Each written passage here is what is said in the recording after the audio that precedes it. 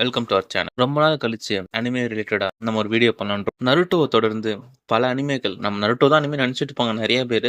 But ஆனால் அதுக்கு அடுத்து அதை பேஸ் பண்ணி நிறைய அனிமேஸ் தமிழில் வர ஆரம்பிச்சுது. எல்லாமே இன்ட்ரெஸ்டிங் அண்ட் எக்ஸைட்டிங்காக இருக்கும். நம்ம சேனல்லே பிளாக் க்ளோவர் அப்படின்ற ஒரு அனிமே பற்றி சொல்லியிருக்கோம். அந்த அனிமேல டாப் 10 பவர்ஃபுல் கேரக்டர்ஸை பற்றி நம்ம பார்ப்போம். உங்களுக்கு இந்த வீடியோ ரொம்ப பிடிக்கும் அப்படின்னு நினச்சி இதை வந்து நம்ம ஃபாலோவர்ஸ்க்கு நம்ம சேனலில் அப்லோட்.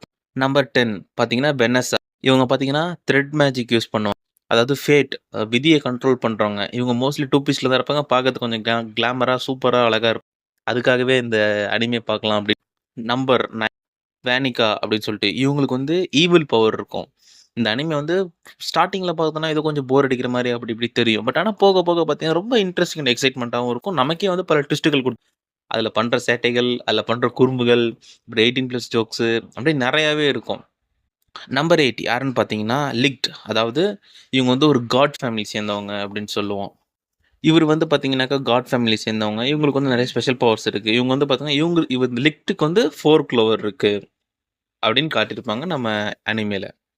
நம்பர் 7 யாருன்னு பார்த்தீங்கன்னா யூனோ. இவர்கிட்ட 4 க்ளோவர் இருக்குது. இவங்க வின் மேஜிக் யூஸ் பண்ணுவாங்க. இவங்களுக்கு ஒரு சோல் எப்பவுமே இருக்கும். அதை எப்போ பார்த்தாலும் ஃப்ளர்ட் பண்ணிட்டே இருக்கும் யூனிட்ட. என் கூட டேட்டிங் வரியா, அவுட்டிங் வரியா அப்படி இப்படின்னு பேசிகிட்டே இருக்கும்.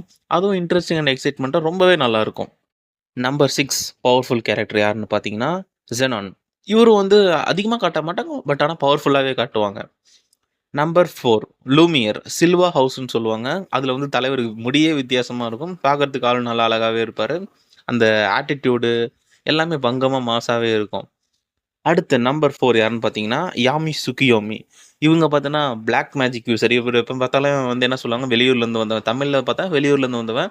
இங்கிலீஷில் பார்த்தா ஃபாரினர். அதாவது கடலுக்கு அந்த பக்கத்துலேருந்து கிட்டத்தட்ட நீர்ப்பறவை படம்னு வச்சுக்கோங்களேன். கடலுக்கு அந்த பக்கத்துலேருந்து இந்த பக்கம் வர மாதிரி காமிச்சிருப்பாங்க. இவரோட மேஜிக்லாம் பார்த்தீங்கன்னா அல்டிமேட்டாகவே இருக்கும். அந்த பிளாக் ஹோல், லைட்லெஸ் ஸ்லாஷ் அப்படின்னு சொல்லிட்டு நிறையா மேஜிக்லாம் க்ரியேட் பண்ணுவார். பார்க்கறதுக்கே அருமையாக இருக்கும். பார்த்தா தலைவர் ஒரு வாயில் ஒரு தம் வச்சுட்டே இருப்பார்.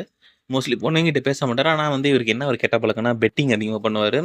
ஸோ அதனாலேயே இவருக்கு நிறையா லாஸ் ஆகும். மணி வைஸ் நிறையவே லாஸ் ஆகும். ஒரு தடவை வெறும் அந்த ரோப்புன்னு சொல்லுவாங்க. அதாவது ஒரு மொத்தம் வந்து 9 ஹவுசஸ் இருக்கும். 9 ஹவுஸ்க்கு ஒரு ரோப் கொடுத்துருவாங்க. அந்த ரோப்பை தவிர்த்து மற்ற எல்லாத்தையும் விரிவிடுவாங்க. இன்க்ளூடிங் இன்னர் வேர் முதற்கொண்டு இந்த பெட்டில் தோத்துட்டு தான் வருவார்.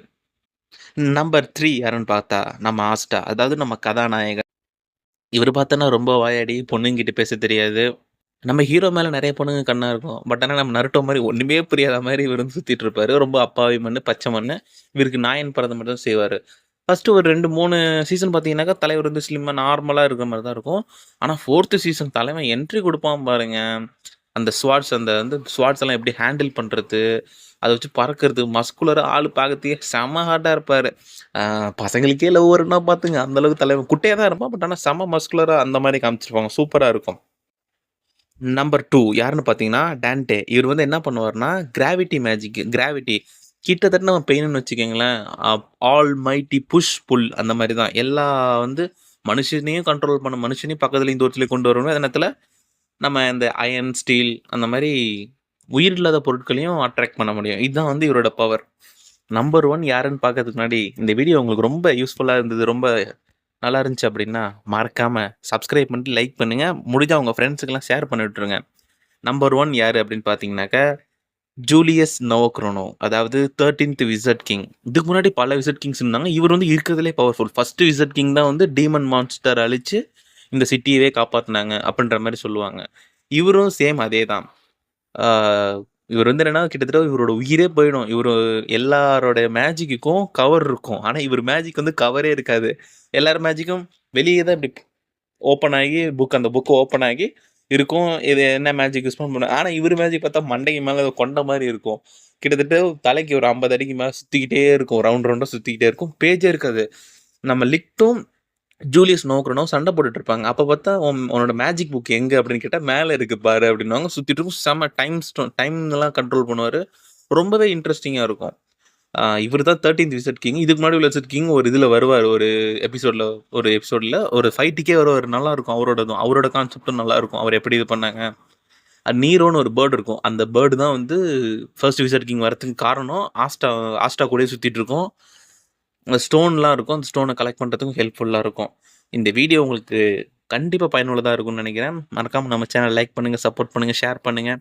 இது மாதிரி பல இன்ட்ரெஸ்டிங் எக்ஸைட்டிங் வீடியோ நம்ம சேனல்ல காத்துக்கிட்டு இருக்கு. மறக்காம பாருங்க.